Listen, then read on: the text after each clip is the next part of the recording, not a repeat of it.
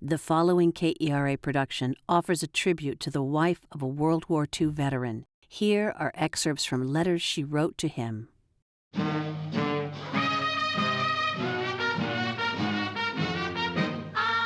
wrote my mother. Early Monday morning, 7:40 a.m., November 2nd, 1942.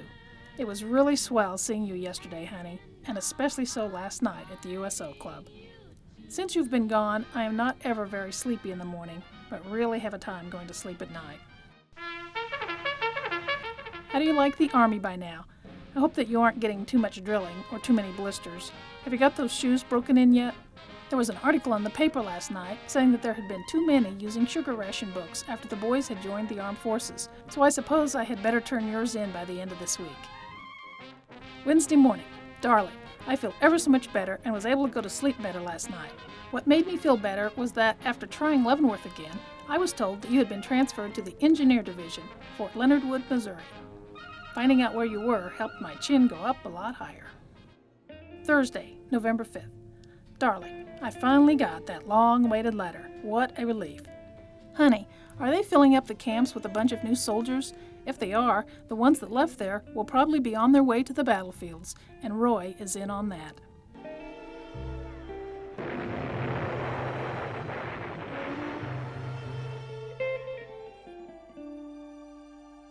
Darling, our boarder finally got here.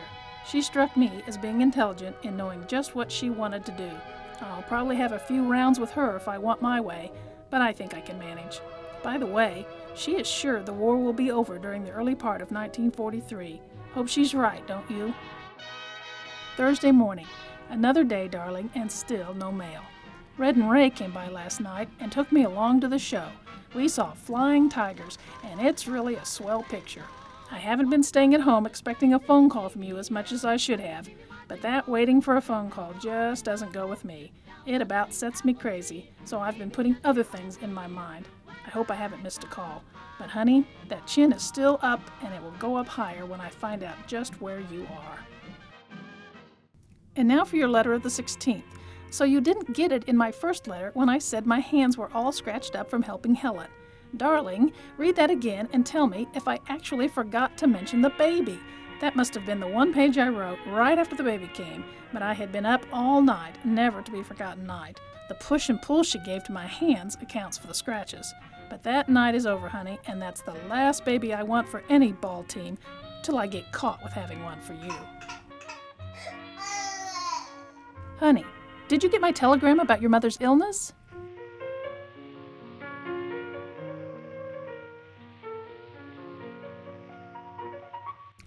Darling, don't just say 2 of the boys on the motor pool night shift got hurt. Say how, if you can. You got me wondering if you could be the next in line for a broken jaw or something. And I don't see how you could manage with a broken jaw with all the gassing you give out. You think I'm joking, don't you? Well, I'll tell you a secret. I am, Charlie, and I like your gabbing. I like everything about you, honey, even your handwriting. Tuesday, February 27th. Darling, I got 4 letters from you in the morning mail. You talked about that vacation in San Antonio. I agree, honey. We don't know what year, but we sure have the right place picked. And I think the Olds will be making the trip, too. That's a pretty good little number, Charlie. All we need is 5 or 6 tires. But A-books can't get them this month. I do a little black marketing and use some of Dad's B's, the Acme's A's, and Joey's tractor gas. That's why the mileage is gaining. What was it when you left? You big cheese, trying to check up on me, huh? Wednesday, August 23rd. Darling, Dad gave us money to go out for watermelon, so we were all over KC before we found one cold enough to eat. Then we went to Swole Park on a picnic. Fried chicken, potato salad, etc. Anyway, we had lots of fun and lots of beer and doctored up 7-Up. It was after 12 when we left the park. Monday, July 23rd. Darling, have been trying to get around to this letter for several days, for I've really got some news. Mom, Dad, Esther, Carol, and Wilma went out with me Saturday evening to look at a house at 2805 Van Brunt. I only had 68 cents in my purse, but I bought the house, lock, stock, and barrel, furniture and all, $5,500. If I get a loan of $3,500, payment will run $43.18 a month for 10 years. But I don't want you to worry any, honey, because if my income stays the same, I'll be sitting pretty, and Mary H. Boehm will own a home. Imagine you'll get lots of laughs from the drawings I sent. Living room. The inked-in places are doors. The little marks around the edges are windows. A 12-foot red rug, sort of two-toned like our blue one, only this one is red on red. B, big radio, only I don't get that. It belongs to the tenant. I could go on and on, honey, but it's getting late. I love you, and sure hope you like the setup when you get home. That scrapbook is getting pretty thick, over 3 inches already, and here's the big surprise, it's all caught up. I may get ambitious and say the thing's finished someday, but I gotta have a picture of your gray hair first. Bye, darling. I miss you. Love, Shug.